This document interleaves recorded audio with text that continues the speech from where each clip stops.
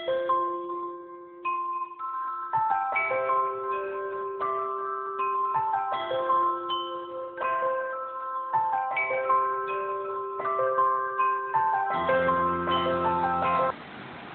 viewers to yet another wonderful time on TV, your favorite program, Kingdom First Half Hour.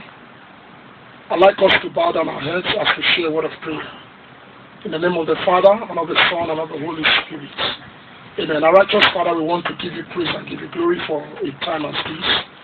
Thank you for gathering your people round to sit and listen to your word. We want to appreciate you especially for the privilege to reach these homes. We ask that beyond these homes to reach their hearts. Lord, we ask that the Spirit of the living God will teach, will speak and minister to your people. Grant every man understanding and insight. As they hear these words today, they will become the better for it in the name of Jesus. Thank you, faithful God. For in Jesus' precious name we pray. Amen. In the name of the Father, Son, and the Holy Spirit. Once again, I'd like to welcome everybody to yet another wonderful time on TV as we look and go deeper into our theme for the first quarter of 2018 with the theme Pathways to the Fire. Pathways to the Fire. What do we mean by pathways? By pathways we mean a track that leads to a particular destination. By pathway we mean the leadings that produces an expected outcome, chains of activities or actions or steps that must be taken to get to a particular place. So while we're looking at the pathway to the fire as the theme, there are certain things every one of us are duty bound to do. As a matter of necessity and responsibility, there are certain things we must be seen to be doing in order to make sure that at the end we get through and get to the pathway through to the fire. And so today we are looking at the topic titled Removing the Ashes. I'd like us to take our text from the book of Leviticus chapter 6, and we'll be reading from verse 8 to 13. Leviticus chapter 6 from verse 8 to 13. And the Lord spake unto Moses, saying, Command Aaron and his sons, saying, This is the law of the burnt offering. It is the burnt offering because of the burning upon the altar, all night unto the morning. And the fire of the altar shall be burning in it. And the priest shall put on his linen garment and his linen breeches, shall he put upon his flesh, and take up the ashes which the fire had consumed with the burnt offering on the altar, and he shall put them beside the altar. And he shall put off his garment and put on other garments, and carry forth the ashes without the camp unto a clean place. And the fire upon the altar shall be burning in it. It shall not be put out, and the priest shall burn wood on it every morning, and lay the burnt offering in order upon it.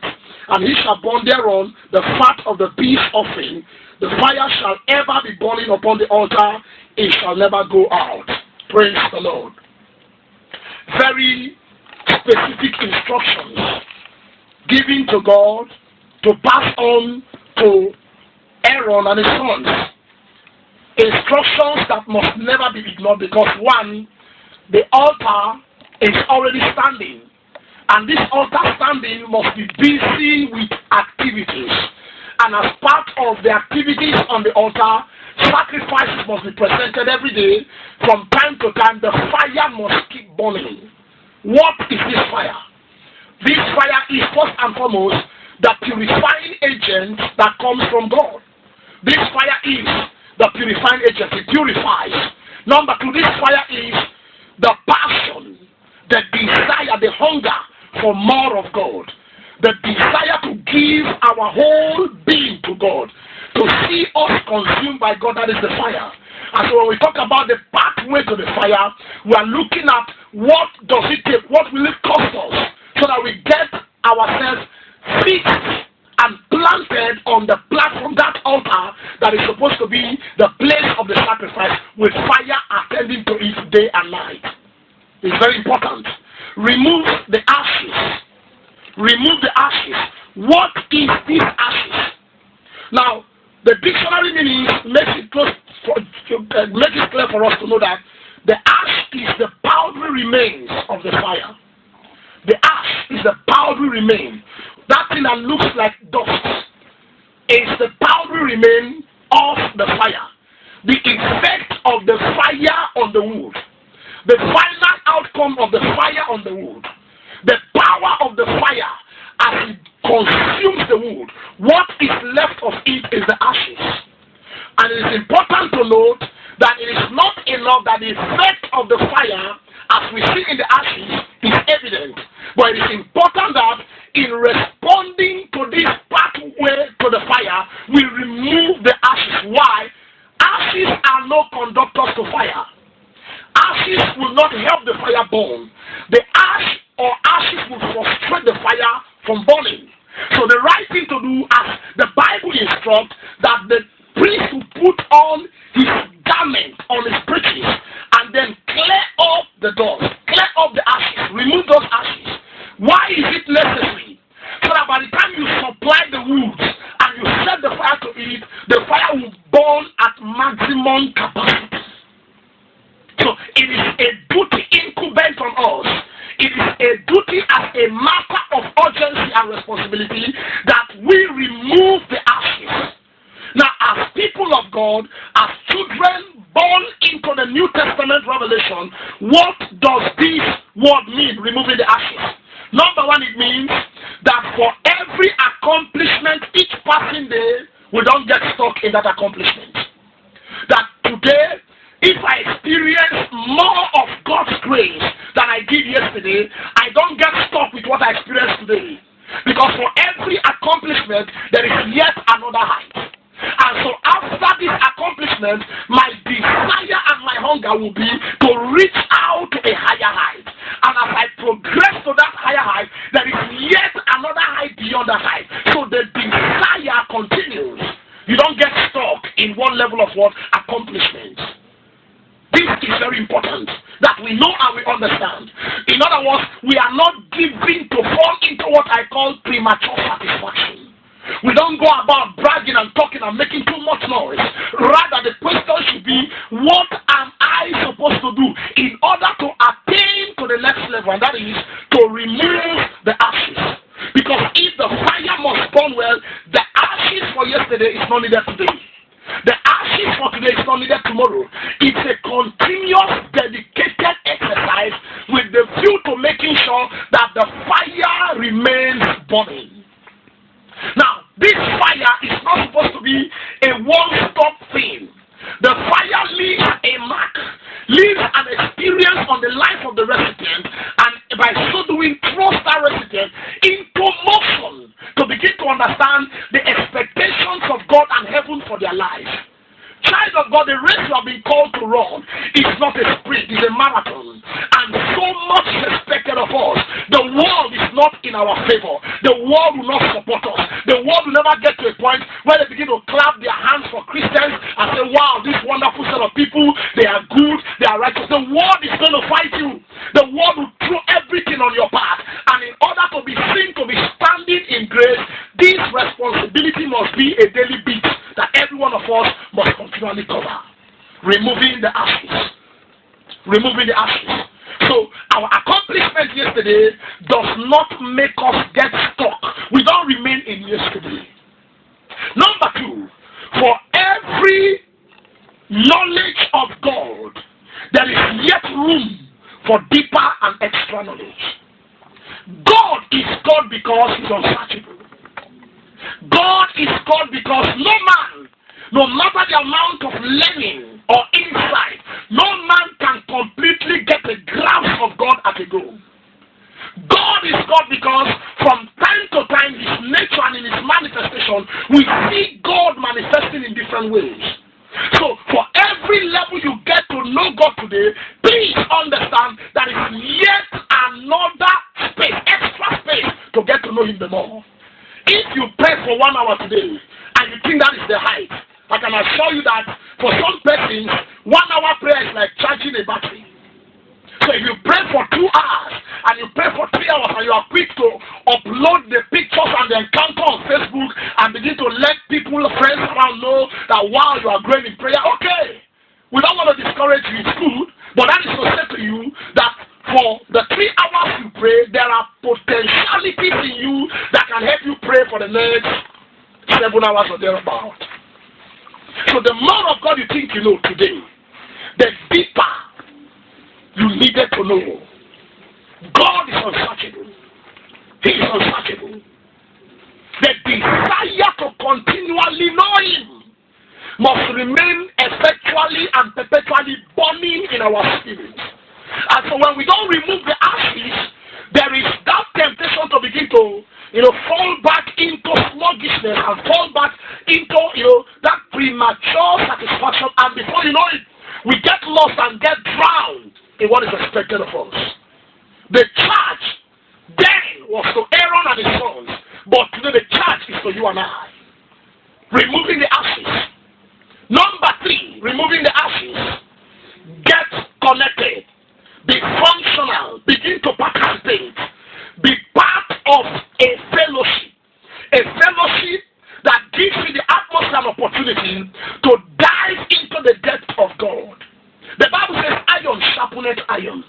What that simply means is at the gathering of the believers at the feet of the Master, we have reasons to be encouraged and be sharpened. Apostle Paul teaching in the book of Corinthians talks about one man coming with a hymn, another man with a revelation, another one with an exhortation, another with a prophecy, and before you know it, the whole place is aglow by the power of the Holy Ghost. So connect. This idea of becoming a Sunday worshiper is suicidal. It's detrimental to your spiritual health and will not profit you or do you any good. So get connected. In the fellowship, you learn from one another. You get encouraged in the fellowship. In the fellowship, you hear testimonies. You hear teaching. In the fellowship, you see people practically living out the life of Christ, and you are challenged to do so because everything Jesus taught us and told us might be difficult, but it's possible.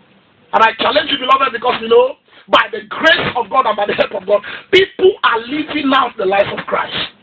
That the whole world seems to have gone mad after the ways of the world and the devil does not mean God is at the losing side. Never. So connect a fellowship. Number 4, as you connect the fellowship, become an active participant. Listen to me, child of God. The church is a massive place. Don't ever think that your reverend father knows you by faith and know you by name and have all your details. As a matter of God, or as a matter of fact, the shepherd is so busy with so many other things that he might not have time to attend to everybody.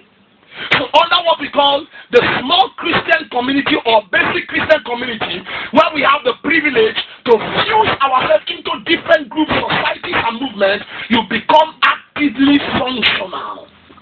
By so doing, you develop your spiritual gifts. You develop your personality. You develop the grace of God on your life, and then you begin to shine forth as light. Become an active participant. Don't just sit down and live all by yourself and think that it is all about your small mind and your small world. No. The Bible makes it very clear. I love the way Paul puts it in his letter to Timothy. And I'd like us to read that scripture quickly. It gives us a vivid picture, especially those who might think that certain things are meant to be done for them by right. 2 Timothy chapter 2. 2 Timothy chapter 2. Look at what the Bible says. From verse 19. He said, nevertheless, the foundation of God standeth sure. Having this seal, the Lord knoweth them that are his.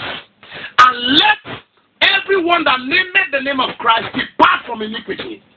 Look at the emphasis on verse 20. He said, but in a great house there are not only vessels of gold and of silver, but also of wood and of earth, and some to honor and some to dishonor. Verse 21 says, if a man, you can be that man.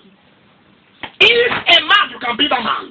He said, if a man therefore purge himself from this, he shall be a vessel unto honor, sanctified, and meet for the master's use, and prepared unto every good work. Now there are two words I like us to look at quickly. Verse 20 says, but in a great house. It's conditional. In a great house, there are not only vessels of silver, but of gold. Now verse 21 says, if a man, the use of the word is probability. That is to say, if the man is willing, if the man is desirous, if the man is ready to remove the ashes on a daily basis, if a man sees that responsibility as something he or she can commit his heart and his life to passionately, he said, if a man therefore purge himself, the purging is necessary to allow your system become free to function well. Same thing, you remove the ashes to allow the fire burn well. Those ashes that needed to be removed could be your fear, could be your doubt, could be your uncertainty, could be a certain weakness. It could be an aspect of your life that you don't see as bad. You try to justify yourself. Even when somebody from a godly perspective gives you a harmless counsel, you are quick to come to your own defense because you think you are perfect in all your ways. But the Bible says in Proverbs 16 verse 25, there is a way that seemeth good unto a man, but the end is destruction thereof. The end can be catastrophic. Those ashes could be a character bend. It could be an attitudinal problem around you. Maybe you have the character of coming to church late. You don't place priority or premium on things that has to do with God. But when it has to do with your village meeting and cultures and tradition, you take the lead. But when it has to do with God, you are very carefree. You go as if, you move about as if you are heavily pregnant to be delivered. But I like to tell you, beloved, tonight, God is older than your tradition. God is older than your culture. Don't misunderstand us. We are not against cultures, but we are looking at the totality of our attitude and approach towards God. So as we remove the fire, the chances are that the passion and hunger for God will increase at a progressive level. Whereby once it has to do with God and His kingdom and His cause, we are particular about it to see to the end that God is glorified. So check your life and let us see what are those areas, what could be those ashes around your life that needed to be taken off. Is it prayerlessness? We live in a time where people are beginning to, subsidize for prayer. They don't see the need to take up prayer responsibilities. They look for people so that they can subsidize. Maybe they sow seed, do something so that they pray for them. Child of God, nobody can pray better for yourself than the way you pray for yourself. Prayerlessness. Oh, you love to see God work and do great things in your life, but you cannot commit yourself to God. Maybe you are listening to the sound of my voice now, and you have found yourself in a group or a clique or a company that turns you practically away from your God. Now, whether they turn you practically away from your God by your will or against your will, you are certainly going to turn towards the same God someday. So why not make up your mind to willingly turn towards Him and allow matters pertaining to God take the lead in your life? Are you sitting and waiting for a time until the church or the fellowship declares a general fast before you can fast? We are talking about removing the ashes. A life of constant fast will also help you and open you up. Thank God we're in the season of Lent. That gives us an ample opportunity to allow the grace of God locate us and multiplication takes place in our lives. When you fast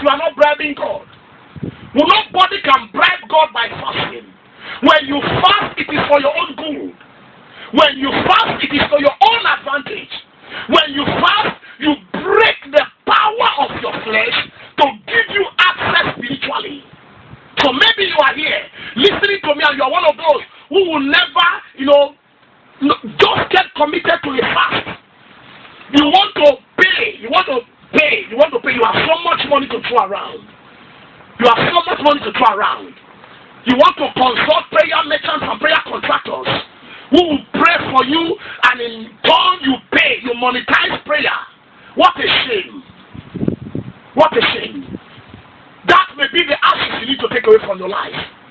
That the way things are going around us now, everybody needs to seek God with all their life. Maybe you are listening to me. You have developed a character and a habit that constantly pitch you at a particular spot in high-bro cities and choice locations. But those habits does not pitch you before God. You can spend leisure time while you wait time with friends and acquaintances in some particular hot spot in the city, but you are so impatient to sit at the feet of God for 1 hour. You go to church, you are checking your timepiece. It's either the priest, the pastor, or prophet is taking too much time. They need to get done with this so that we get out of this place. You are overtaken by the power of addiction. You need to remove that ashes, beloved. As you hear the word of God today, I'd like you to act upon the word of God. The Bible says faith cometh by hearing, and by hearing the word of God. It says the entrance of the word giveth light, and understanding unto the simple. Now there is something we need to understand about the scriptures, that when the word enters the simple man, the outcome of the entrance is such that the simple man is no longer a simple man. Why? There is a transformation. There is a holistic, drastic change. There is something that moves in the life of that man and makes the man different. Listen to me. To be a simple man is to end up as a sample of the face of the earth. The entrance of the word giveth light. As you hear the word of God today, act upon the word of God. Now, when the word of God comes to us, what actually happens? When the word of God comes to us, God is either querying us, asking a question, and we needed to respond to God. So your acting upon the word of God is a way and a proof of responding to what God has said. I love the way the Bible puts it. In the book of Revelations, chapter 3, verse 15. God himself said, you are neither hot nor cold. My God. Imagine God speaking against us a person. That is, God looked at your life, and the final assessment is that you are neither hot nor cold. Amen? What does God actually mean by this? Like, if you want to look at it critically, God is simply saying, if you are hot, if you are cold, I know what to do to you to make you hot. If you are hot, I know how to help you maintain the hotness. But in this case, you are neither hot nor cold. You are not hot, you are not cold. You are lukewarm. Excuse me. You are lukewarm. That is a status, that is a condition of somebody listening to me. You are lukewarm spiritually. No wonder the nightmares. No wonder the bad dreams. No wonder you wake up, you don't feel God. No wonder your problems and your troubles seem to overwhelm you. No wonder in the midst of crisis, in the midst of challenges, in the midst of problems, it is as if you are sinking. I bring the word of God to you tonight, beloved. I came to charge and provoke your spirit that there is a responsibility incumbent on you. Remove those ashes so that you can find your way through the pathway to the fire. You cannot be cold. You must be hot. You are not dead. If you are alive, let your God attest to the fact that you are alive. Let the world around you glorify your God for the fact that you are alive. I don't know your condition, but I hear the Spirit of God telling me to tell somebody tonight that your days of lukewarmness are over. That your days of indifference towards God, His ways and His instructions are over.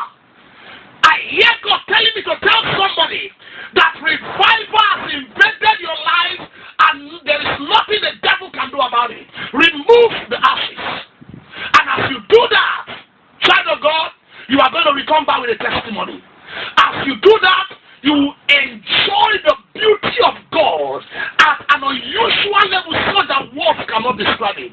As you do that, you will discover that the peace of God that surpasses all understanding will invade your life. Until we come your way next time, keep the faith. Jesus is Lord to the glory of God the Father. And I'd like to tell somebody today, no matter where you find yourself, the devil is never in control. Our God reigns. God is in charge. Make out time, look for any charismatic fellowship around. You'll find charismatic groups all over the Catholic churches around. Anywhere, just make inquiries, find time, and share and fellowship with the brethren so that you get a full package of this series and more. God bless you until we come your way next time. Keep up. God is on your side. Let's pray. Our righteous Father, we want to thank you in a special way. For your word has gone forth like a seed. And as the sower that you are, there is an expectation on that seed. Lord, we ask, as this word goes out this moment, let it find space in the lives of your people. Let it bear fruit 30-fold, 60-fold, and 100-fold in the name of Jesus Christ. That man, that woman, that boy, that girl, that the devil is leading on to destroy, we command by the power of God, we rebuke the devil. Take your hands off that lie. Set that one free because it's free. Totally paid for. And let the peace of God take over that life. Let life spring up in darkness. I cause the blindfold. Let it be taken away. Let the grace of God lead that one on to help. In the name of Jesus Christ. Thank you, Abba Father. Thank you, Adonai. Thank you, Yahweh. Thank you for answer prayers. Thank you for that family. Thank you for that life where peace is returning. Thank you for that man or woman who seems to be tired and fed up with life, about to do something drastic. Thank you for yet there is a direction coming for that person. Take all the glory, God. In Jesus' mighty name we pray. Amen. We bless ourselves in the name of the Father, Son, and of the Holy Spirit. Amen.